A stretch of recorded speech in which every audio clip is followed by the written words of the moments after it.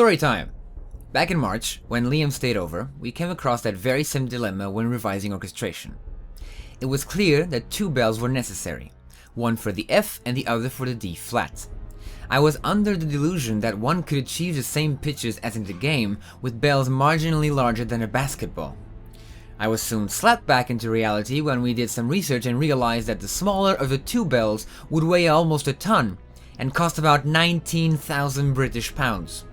Not only that, a human being would not be able to produce enough kinetic energy to strike it. It would need a machine able to exert such forces built especially for the bell. So that idea was soon discarded because of reasons. Now, I'm not a fan of the use of speakers and amplification systems in works like these, save for exceptions. My greatest concern is the simple fact that one can tell when instruments are being played through speakers, no matter how good they are. The thing is, the reason this happens is because when you're calibrating speakers for an amplified performance of any kind, there's a lot of equalization involved, which means some frequencies are prioritized depending on the room's acoustics and the ensemble playing. If the ensemble is too diverse, like a full orchestra, you will invariably have some problems because you cannot prioritize every frequency of every instrument, so some sections will sound better than others. However, the case of the clock tower's bells has one advantage. They're bells. Each only outputs one bass frequency and its harmonics, so the solution becomes simple.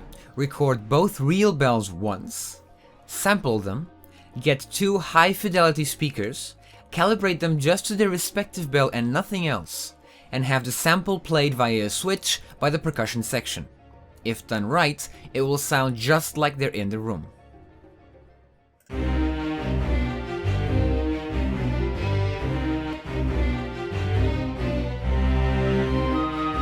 I believe Mr. Aonuma himself stated that they wanted to make some themes in Majora's Mask more mature, since the intended target for those was in fact adults.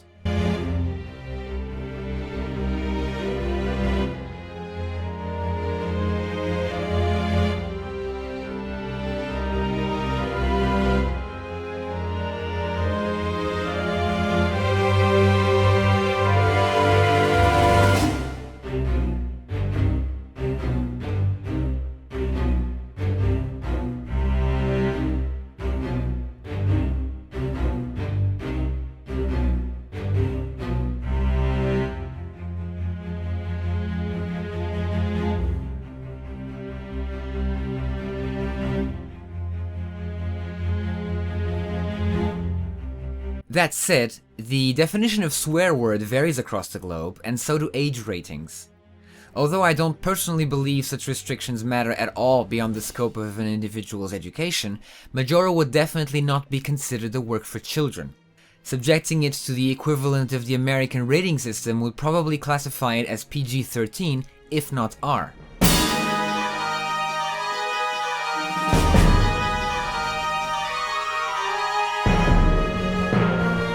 If, out of the sentence heroic intervention, we focus on the word intervention alone, then one arguably cannot deny an attempt at such a thing.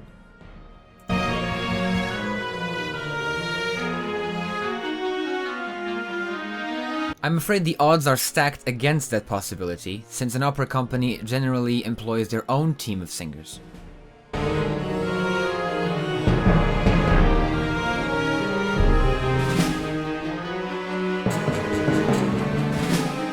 I do like the idea of that specific duet, but I honestly have no idea where I'll be when all is said and done, as you put it, especially because in this case all being said and done can be a multitude of things.